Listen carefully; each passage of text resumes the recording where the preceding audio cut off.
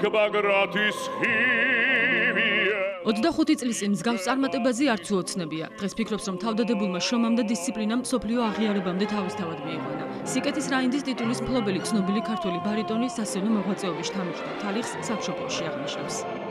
25 წლის წინ, რა თქმა უნდა, მე არასოდეს არ მიფიქრია მე რომ აი თქვა ასე წარმატებას მივახცევდი.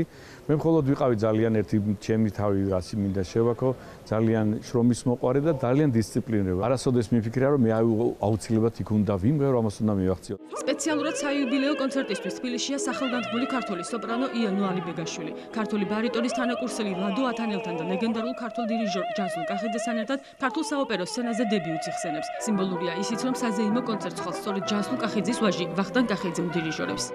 ძალიან მიხარია, რომ ამ საიუბილეო თარიღში ვიღე მონაწილეობას, რადგან ნაწილობრივ ეს მეც მეკუთვნის, რადგან მე და ლადოს გქონდა ერთად დებიუტი.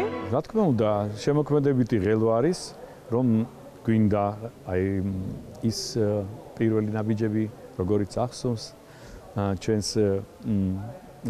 მსმენელს, მაყურებელს, ანუ რამხელა პროგრესი გაიარა ამ 25 წლის შემდეგ.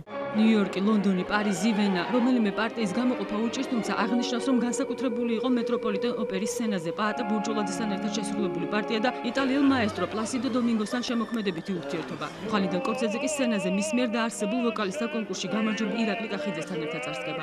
მე მქონდა ბედნიერება ჯერ კიდევ 2011 წელს გარიყავი მასთან ერთად და მემღერა ზუსტად იგივე პასუხისმგებლობას უგზნობ დღეს. საიუბილეო კონცერტის შემდეგ ლადო ათანელი კვლავ გასტროლებისთვის ემზადება. ქართველ მსმენელს კი ზაქარია ფალიაშვილის აბესალომ და ეთერის პრემიერით რამდენიმე თვეში თბილისის ოპერისა და ბალეტის სცენაზე დაუბრუნდება.